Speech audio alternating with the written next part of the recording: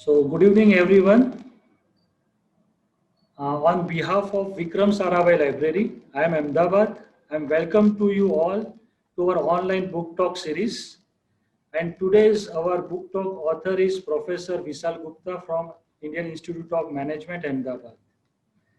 I would like to thank Professor Vishal Gupta for kindly agreeing to review his newly published book, First Among Equals, Treat Leadership for Live in a Knowledge-Based World, published by Bloomberg. This is very popular book on the leadership subject. So before we start, I give short introduction as sir need no introduction. So then after there will be 45 minutes talk and then after we will take question and answer session for 15 minutes. So I'll give you short introduction of Professor Vishal Gupta. So Vishal Gupta sir is an associate professor in the organizational behavior area at the Indian Institute of Management, Ahmedabad, India. Professor Vishal Gupta's current area of teaching and research are leadership development, compensation and performance management, motivation, emotional intelligence, decision making, organizational justice, creativity and innovation management, and R&D management. His PhD thesis on leadership in public sector R&D organizations was awarded the Outstanding Doctoral Dissertation Award in the year 2013-14 in Leadership and Organizational Development category by European Federation for Management Development and the Emerald Group Publishing. His research has been published in international and national journals of repute and has been covered by dailies like Times of India, Business Line, Ahmedabad Mirror, Mint and DNU. He obtained his doctorate in Human Resource Management from the Indian Institute of Management, Lucknow in the year 2013. He holds a bachelor degree in Electrical and Electronics Engineering from BITS Pilani, India. Professor Gupta has chosen as the one of the India's 25th Young HR Leader in 2013 by People Matters and HR Magazine. He was recognized as an emerging psychologist by the National Academy of Psychology India in 2014. In 2016, he was conferred the Young Scientist Award in Social Science category by the National Academy of Sciences India and Scopus. He was elected as a Vice President and President-elect in 2017 to the Indian Academy of Management, an affiliate of the prestigious Academy of Management, United States of America. So now I request Professor to take over this session. I request Professor Vishal Gupta. Okay, thank you, Viral, and thank you, Vikram Sarabhai Library, for inviting me to talk about my book. It is a pleasure to be here and to be interacting with you all. So this book, let me just give a very quick introduction to the book, and then I have a short presentation to make on the content. So this book is an outcome of the research work that I had done during my PhD dissertation and which I followed even after my PhD, which was essentially understanding leadership as it happens in public sector R&D organizations. So R&D organizations, if we understand their job profile and job area or job content of these organizations is to come up with something new, something innovative, something creative. And the professionals who work in R&D organizations, they have to day in and day out think about doing innovative and creative work, which I essentially call as knowledge work. And knowledge work is something which where people are thinking for a living. That means every day you have to think, you have to come up with something new, innovate and create something new.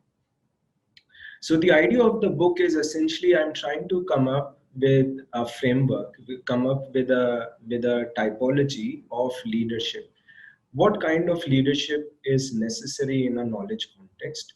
What are the kind qualities of leaders who lead innovative and creative professionals? And so in the book, I have presented some stories from my research work. I have presented some excerpts from the interviews that I had done as a part of my doctoral dissertation. And I have also picked up certain stories from real life practice world. I have given short caselets and case studies from different leaders, which I'm going to talk about. So that is essentially, and I have presented leadership framework, which I'll talk in a moment. So let me just start with the presentation and with a quick overview of what I have. So the book is titled, it is called as First Among Equals and Treat Leadership for Leap in a Knowledge-Based Work.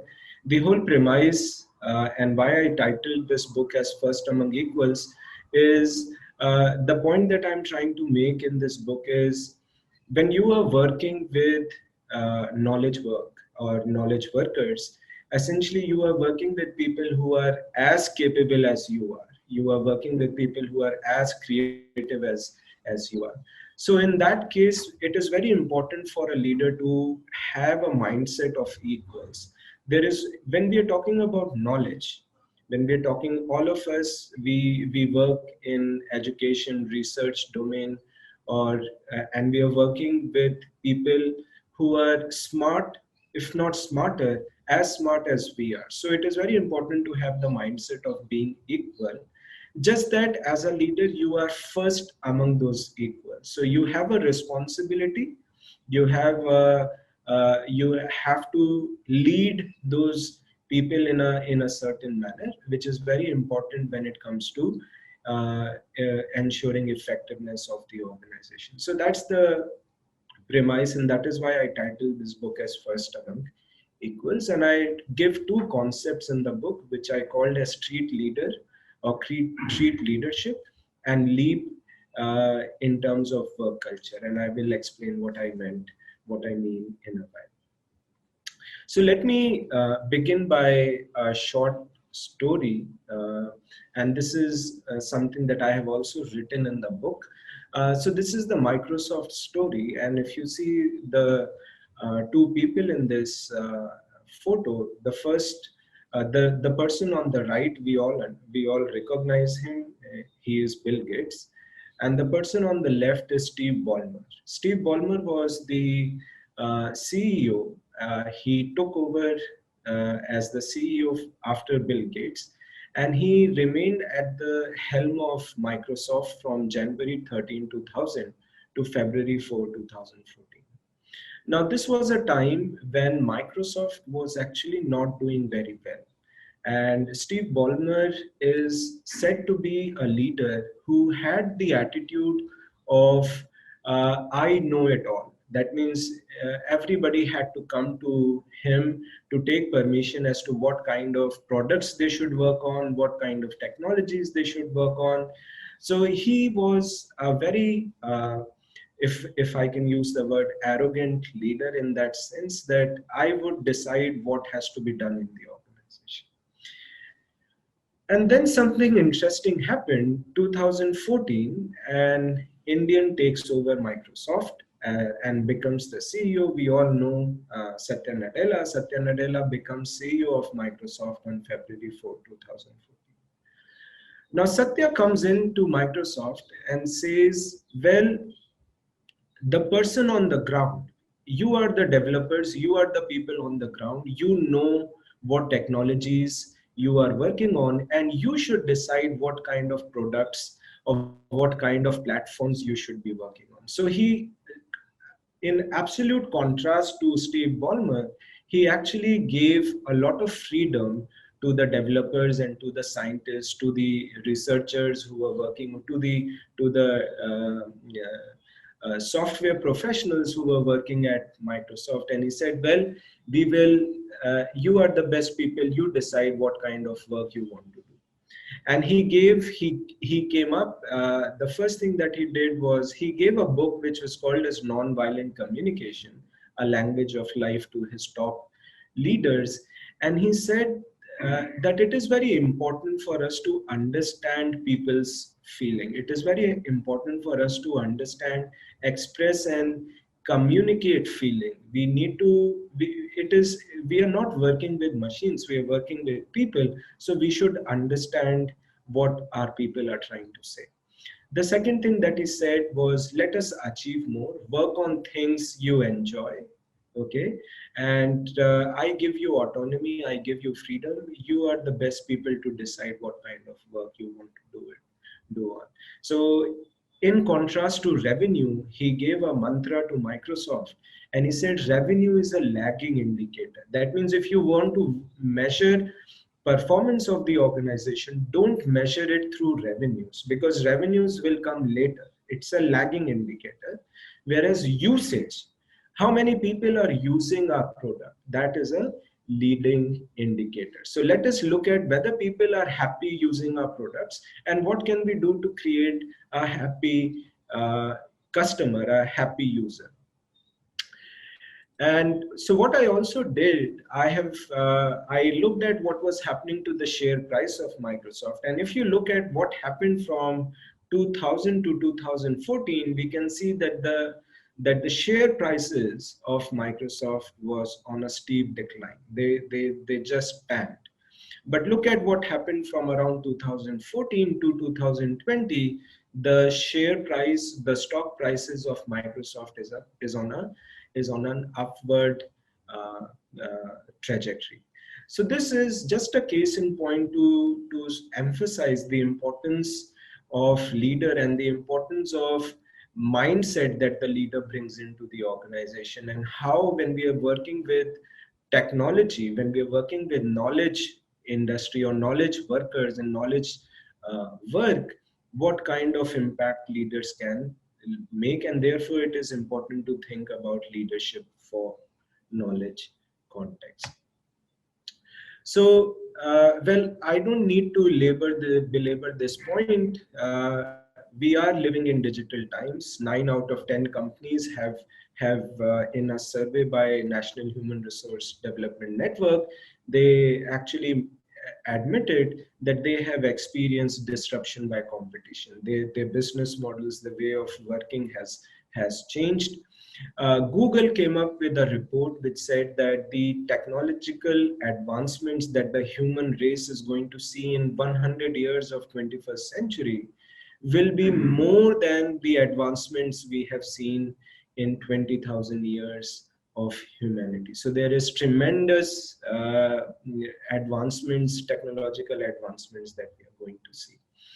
And then there are evolving forms of work, short-term contractual works, flexible work arrangements. We are living in a time during COVID-19 where we have seen how the way we work is all dependent on technology, and technological advancements uh, are so important.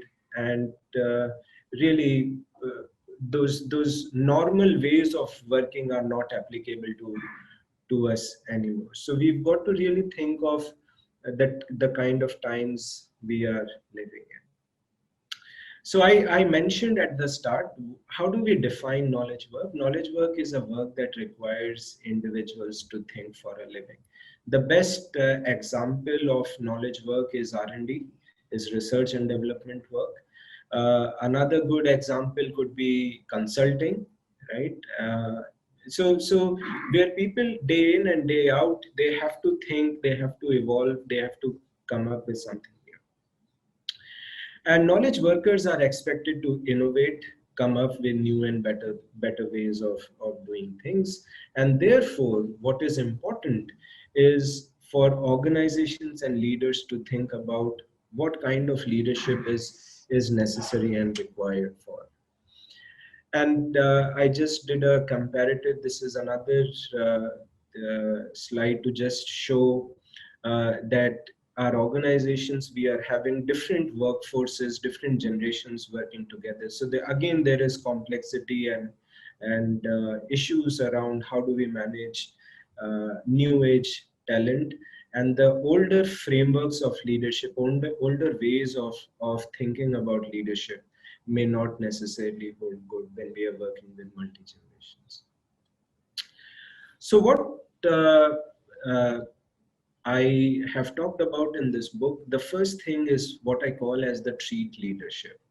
And treat leadership, it's an acronym that I have formulated, which is a combination of 5 aspects. T stands for task orientation, R stands for relation orientation, E stands for empowerment, A stands for authenticity, and the last T stands for teamwork and team building. So what we've got to do as leaders is we have to really think about how do we work with an empowered workforce, empowered people who are knowledge workers. How do we drive them to success? How do we make them effective and so on?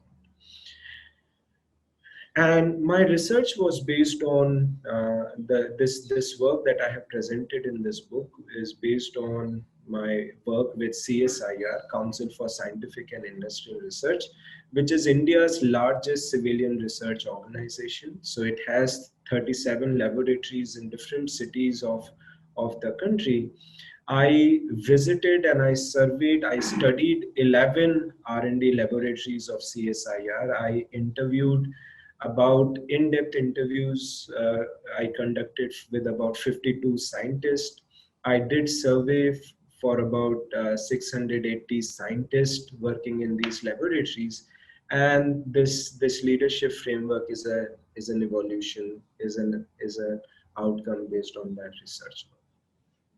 So let me just go over, and these are again short stories that I have narrated in the book. Let me just quickly explain what these 5 dimensions of leadership are. So the first one, which is the first T, is what I call as task orientation.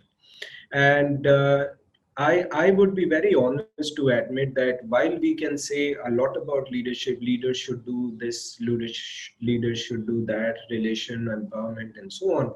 But the first thing is leader has to be task focused. So an effective leader has to be clear on what is the task I need to achieve, and he or she should be able to clearly tell uh, uh, his his or her people, his or her employees, his or her subordinates, what is it that I want to achieve, right? What are our goals? What is the problem statement? What is it that we want to work? What is our vision, right? And that is what becomes the first quality of leaders. And good leaders, effective leaders, are very task focused. The example, the photo that some of you may recognize, this person is JRD Tata, and he was the first pilot, licensed pilot in India, and he started Tata Airlines. Tata Airlines was taken over by the government, and it was changed to Air India. And well, uh, when Air India was established, or when Tata Airline was established, JRD Tata was so task oriented, and he wanted to ensure that this airline should be the best in the world, that he would travel, while traveling on the flights, he would wander on the flights, he would actually go to the toilets to see whether the toilets are clean. He would take minutest interest in ensuring that the service, the treatment to the passengers is to the best extent possible. So he was so task focused that there is a famous story that one day when he found a toilet to be dirty, he actually cleaned the toilet of the plane. Though he was the chairman, he was the owner of the airline, and so on. So that's a quality of uh, of the leader, that they have a very clear orientation of what is the task that they have to achieve. So task orientation, as I mentioned, it's about completing, it's about accomplishing the task, and the behaviors that I talk about in the book, I talk about 4 major kinds of behaviors. The first one is vision setting. So clearly defining what is it that we want to achieve, clarifying that goal for your people, monitoring the progress. If there are any problems which people encounter on the way, those problems are addressed. And buffering means if you find that there is any politics or there is any unwanted interference that is being created, you also tend to shield your people and ensure that politics of the workplace, politics or those kinds of negative things do not impact. So you buffer your people from those negative things. But task orientation is necessary. It is a necessary but not sufficient condition. So it is necessary, but we have to complement task orientation with other qualities of leadership, which I mentioned, which I would describe now in the other parts. Okay, so let me narrate another story, and again, some of you may have heard about this story, very famous story that is talked about on leadership. So, India actually joined the club of countries which could send its own satellites into space in about 1980. ISRO was established in 1970, and this picture that you are seeing is the launch of SLV-3. This was the first indigenous rocket that made an attempt to send an Indian satellite into orbit. The satellite was called as the Rohini satellite, and the rocket was called as SLV-3. And Dr. APJ Abdul Kalam, our ex-president, was the project in charge who was responsible for ensuring that this project completes. So after about quite a number of years of preparation, this launch, the first launch was planned on August 10, 1979. About 40 seconds before the launch, while the back counting for the launch was happening, the computer detected an error. The computer detected an error, and Dr. Kalam was immediately informed, and he had to make a choice whether to abort the launch or go ahead with the launch. So he consulted his scientist, and the scientist told that all the calculations are in place, so they should go ahead with the launch. So Dr. Kalam bypassed the computer and manually decided to launch uh, the rocket. And what happened is 317 seconds into the launch, the rocket crashed and fell into Bay of Bengal. Now, Dr. Kalam was quite scared because there was a lot of media present waiting to hear from him as to what went wrong, because so much of investment, so much of energy was invested in this launch. Now, or Professor Satish Dhawan, who is the other man in this photo, the person on the right is Dr. Kalam, person on the left is Professor Satish Dhawan. He was the chairman of ISRO at that time. So he goes up to Dr. Kalam and he says that let us go and address the media. And he addresses the media, and he does not allow Dr. Kalam to address. And he says, he as the chairman of ISRO, he says, these were his words. He said, "We failed, but I have a very good trust in my team that next time we will be succeeding for sure." So he talked to his team, and Dr. Kalam again worked on the project, and the launch, the first successful launch, they again tried, and on 18th July 1980, that is about 11 months after the failed attempt, the launch was attempted again, and India joined the Club of Nations in 1980, which can place satellites, indigenous satellites by themselves. Professor Satish Dhawan now congratulated Dr. Kalam and his team and now asked Dr. Kalam to go and address the media. So he actually allowed Dr. Kalam to go and face the media and take the accolades that were being showered for the successful launch of the team. Now, do I narrate this incident is very interesting. Dr. Kalam was a great man himself. He was Bharat Ratna. He became our president. But wherever Dr. Kalam went and wherever he was asked to share his lessons on leadership, Dr. Kalam always remembered Professor Satish Dhawan. He said that the biggest lesson that I learned was from Professor Satish Dhawan, and the lesson was when failure came, the leader took the responsibility, but when success came, the leader happily passed it on to his team and subordinates. So his biggest lesson came from someone who had actually allowed him to take the accolade, but he would never forget that kind incident. And that is the importance of the other aspect of the treat model. And the first bit that I talk about is what we call as relation orientation, which is you are not just as a leader, you've got to also focus on relationships. You've also got to focus on the development of your subordinates. And this relation orientation is built on open two-way communication where people can talk to each other. You as a leader, you think about how do we inspire our people, how do we support, and how do we recognize their behaviors, their achievements, their efforts.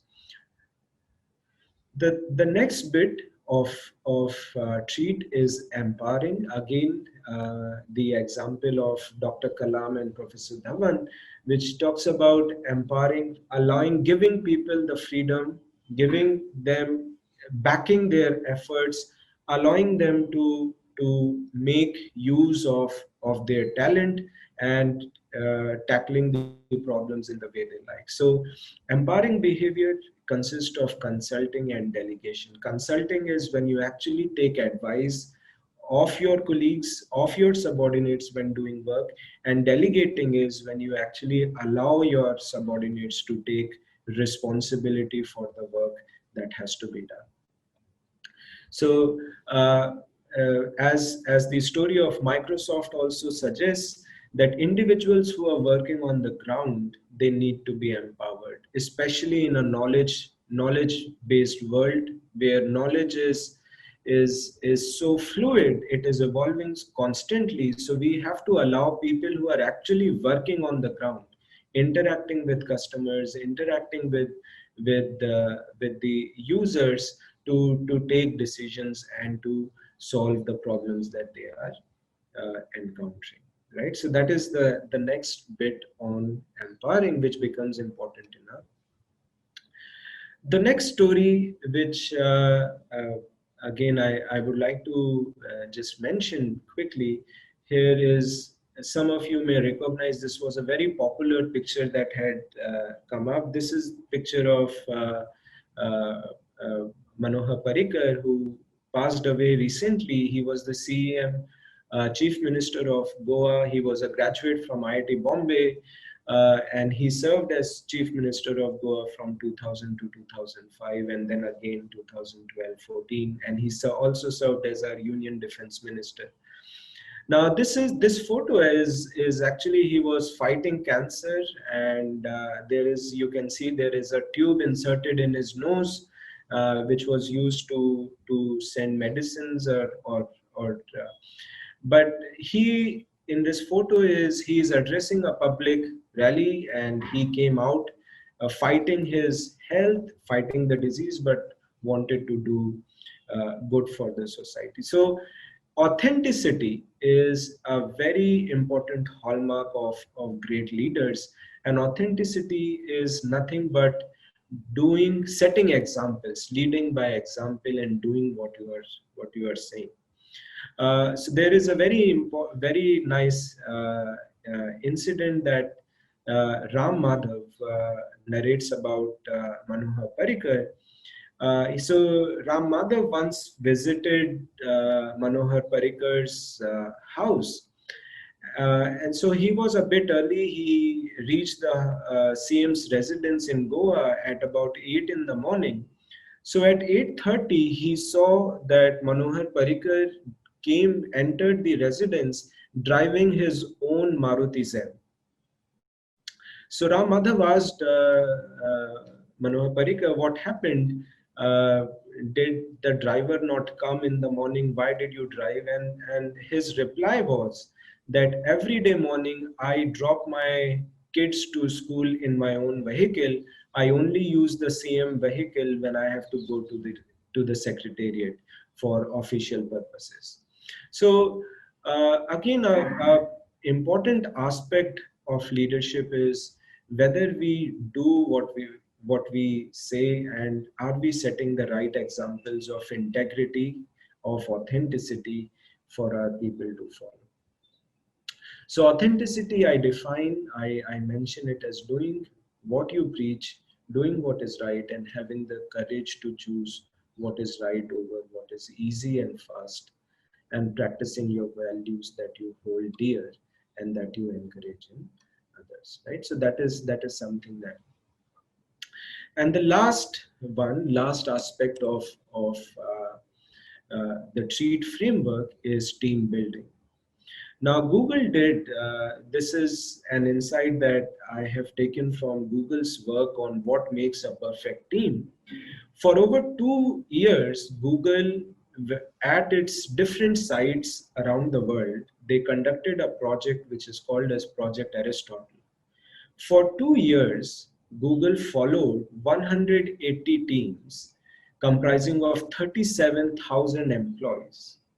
And they wanted to, in very simple words, they wanted to understand what is it that makes teams click? What is it that makes good teams? And their answer was two words, and they called it as teams that are effective are teams where there is psychological safety, right? What is psychological safety? It's nothing but where people feel that it is safe to share things, where it is safe to talk about what is it that you want to talk to your people, to your colleagues, to your team members, and so on. And psychological safety is made out of two things. And let me just explain this picture that is there on the slide. And Google found that teams that are where there is psychological safety, it has two qualities. The first one is what is called as conversational turn taking. What is conversational turn taking? Conversational turn taking very simply means that members of the team speak for roughly the same time in a team meeting. So if you are in a team, and you can, all of you can do this simple experiment at your end. Look at a team meeting and think about how much time do different members in the team take to talk and to speak. If you feel that everybody is speaking for the same time, that's a safe team or safe team environment.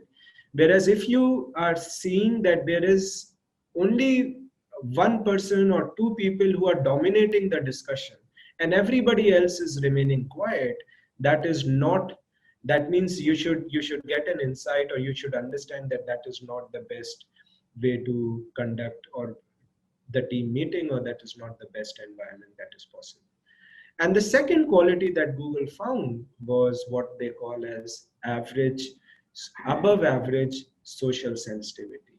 That means members are skilled at intuiting or understanding how others are feeling. That means, are we able to understand the feelings of others? Again, going back to that relation orientation bit, uh, do we really understand what people in my team may be feeling without even their speaking up? So that is where you need to be a little more cognizant about.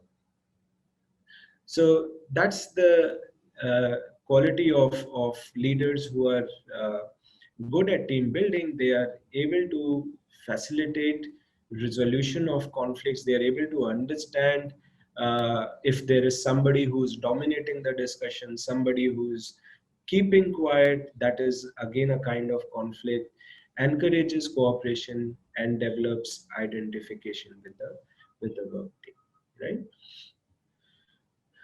Okay, so this is a quick recap of the TREAT framework, and I call this as people who are of this kind. They are first among equals who follow this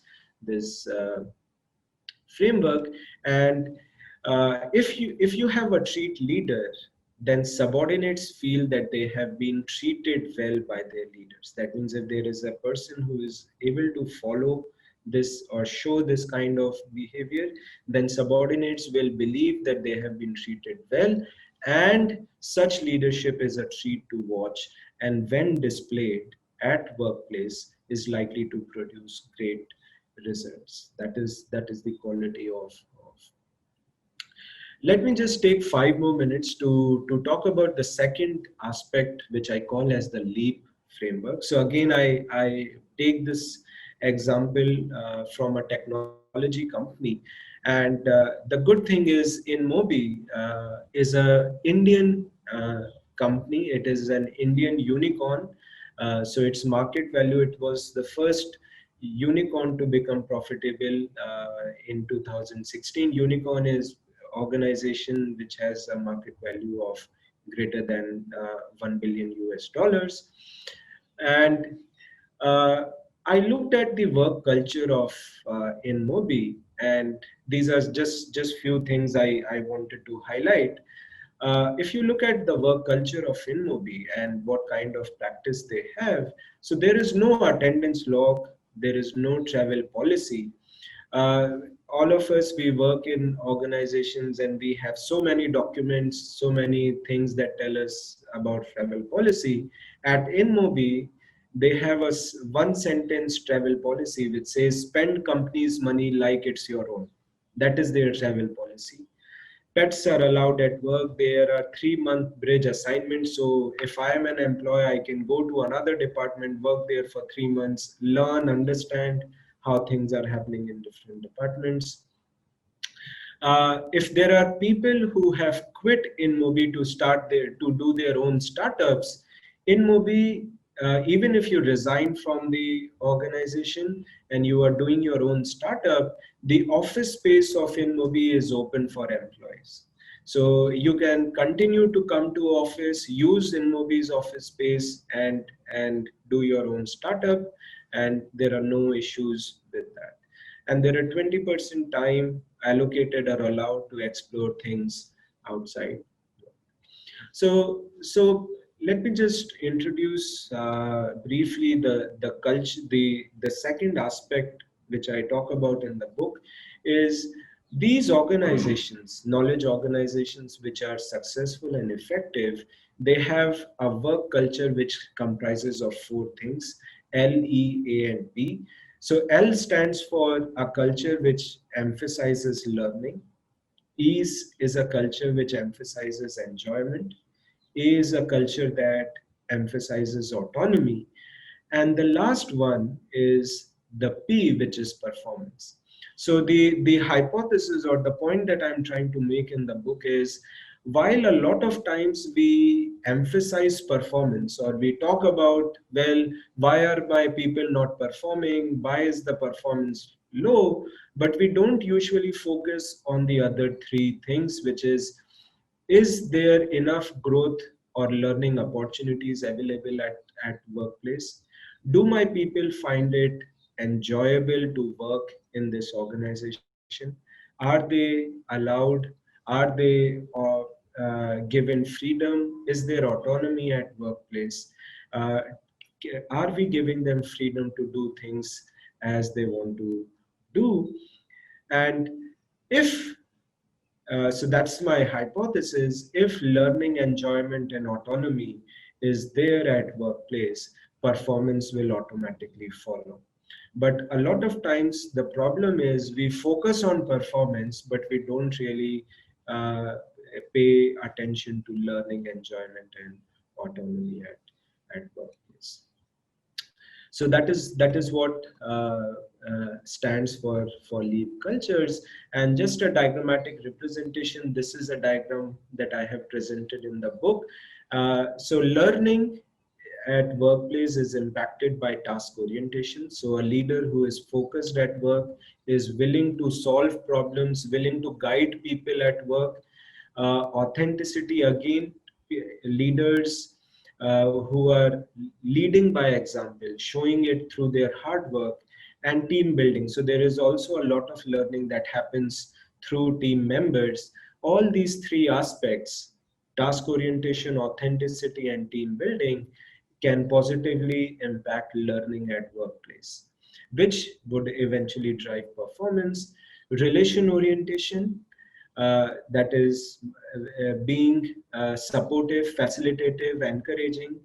Authenticity, again, doing what you are saying. So again, it sort of reflects in the kind of importance you give to feelings and relationships. And again, team building. So if you have good team members, you find it as an enjoyable workplace. And the last one is autonomy, which is by definition empowering, is a quality which leads to autonomy at workplace. And so treat for leave, this is the mantra that I want to leave you with. That means you've got to treat people well in order to enable leap in workplace. So we've got to, as leaders, as members of teams, as members of organizations, we've got to treat our people well in order to enable leap at workplace. I think I will stop here. I have uh, uh, the last bit is I just in the book talk about three qualities of these workplaces, but I would not uh, go there. I will just leave you with these two ideas: treat and lead. And as leaders, we've got to treat uh, to enable lead at workplace. Sir, Yes, we have a few questions for you. yes, Shall we start Q&A round? yes, we can do that. Yes. So I'm just taking few questions which is asked by Professor Chitra Singla. Yes.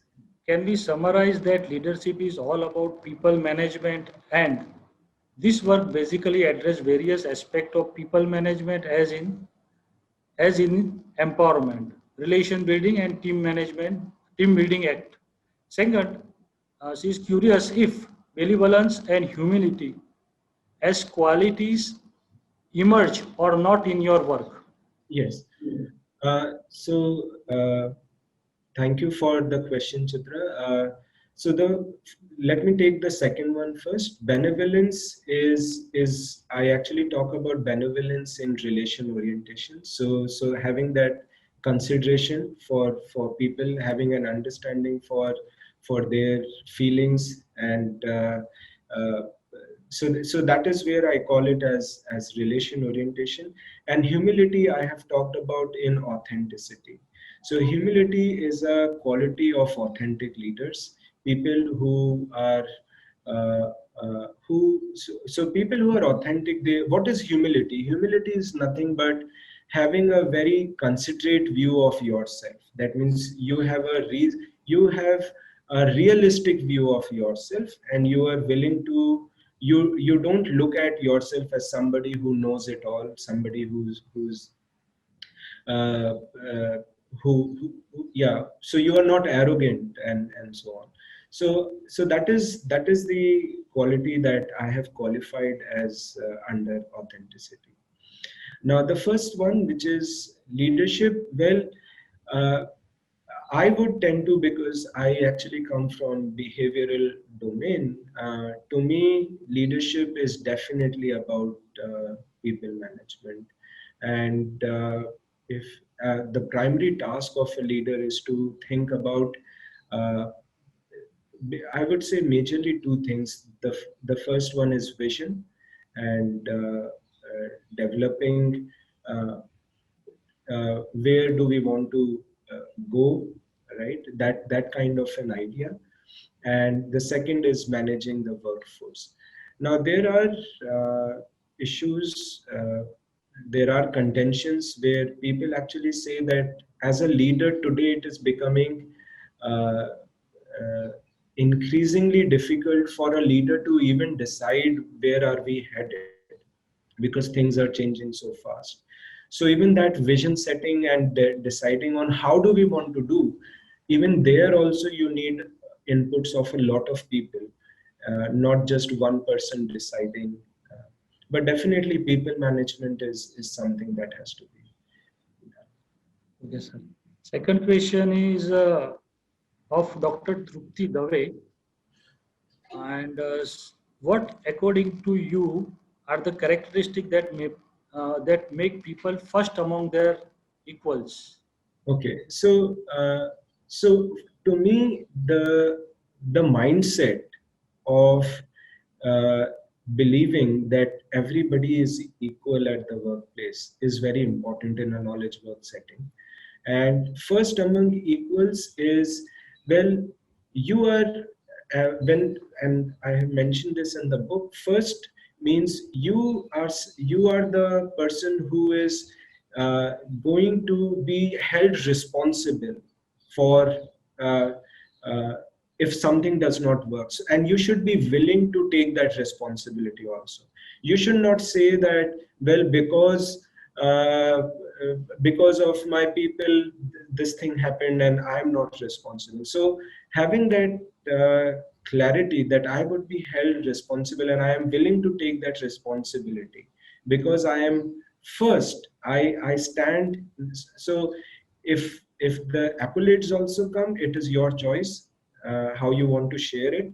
But definitely when it comes to responsibility, you've got to take that ownership and that onus. And that story of Professor Satish Dhawan tends to highlight that thing very well for me, as in what is it that first among equals. This is the last question Yeah. from Umesh Rathod. How do you look at ethical leadership in post COVID 19? Ethical leadership in uh, as in, Post COVID 19. yeah, so well, I would say that in crisis situations, actually, it becomes all the more important to behave ethically, right? Because the easier thing is to bypass principles, right? And but let me also say one thing, that you see, when we talk about ethics, there is never 99, or it is very difficult to say that there is 99% ethics. So you cannot say I will be honest today, I will not be honest tomorrow, right?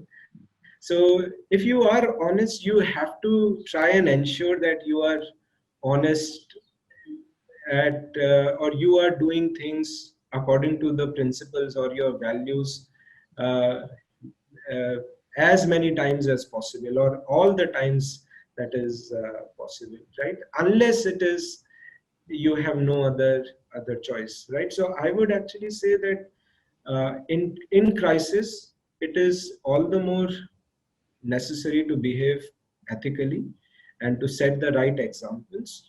And the second thing is, always remember that if you make an excuse for not being ethical, that is a slippery slope. That is, you will always find another excuse tomorrow and say, okay, let me also be unethical here. Then you will find another excuse, and so on. So that is,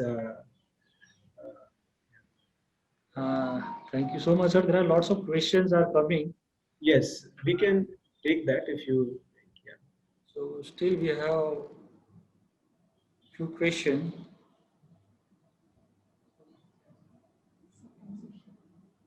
Okay, So so let me, one of the question from Diljit Kaur. hmm. Sir, have you come across any leadership trait in educational institution, especially government institutions or universities? Uh, so that's a good question. So Professor Satish Dhawan actually came from IISc. He was actually I am not sure at this time, but he was an academic who was working at IISc. So there are good examples, and the thing is, you can these qualities can be used for governing educational institutions. So short answer to that is yes, Professor Satish Dhawan was actually working at an educational institution. uh, yeah. Okay, sir. So shall we conclude that? I think Yes, so yeah, I think I would be very happy to take your uh, questions. You can write to me at vishal@ima.ac.in, and I will be happy to respond uh, to your okay, sir. questions. Thank you. So thank you so much, Professor Vishal Gupta, for sharing your valuable time and reviewing your latest book, which is very in-depth and informative for all our joinees. So I say thank you so much, sir. Yeah. Can I just, Viral, can I just take one question because I think that is important Yeah, and please, sir, because there are. so Apurva is asking, most of these stories that you told were from top leadership perspective, where most corporate culture trickles down from CEO, owner, and aren't these traits specifically suited for only the top leadership and not the middle managers? So actually, I would say, Apurva, that all of these things that I'm trying to write, and I have mentioned, I have given quotes from various scientists whom I interviewed during this work. Actually, these are things that are applicable to even middle and uh, uh, uh, leaders at different levels in the organization. So, for example, task orientation, relation orientation. See, in an organization, everybody is a leader as well as a follower. I think this is something that we've got to understand and remember. While I am leading my team, I am also a follower because I am subordinate to a leader who is above me. So I am leader as well as a follower.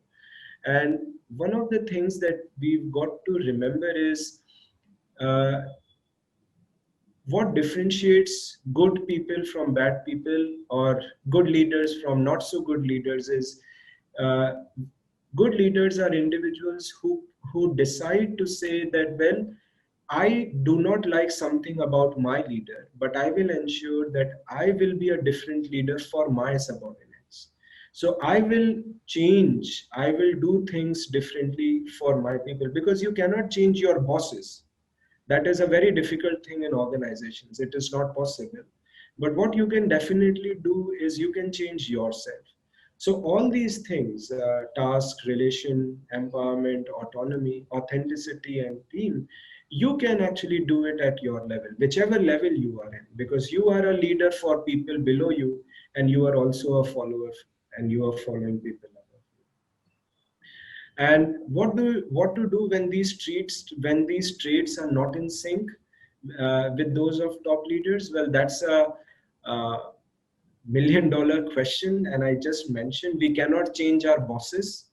So if these things are not in sync with your leaders or with your uh, there are two things that you can do. One is either leave the organization, which is not a easy thing to do because that is impractical at a lot of times, right? The other thing, if you cannot uh, leave the organization, what you can do is try to do it for your team. And I can only say that keep the flame burning in your heart, that when you become that leader, god fortunately, god willing, maybe you will reach that position, you will not do the same thing that your leader is doing today.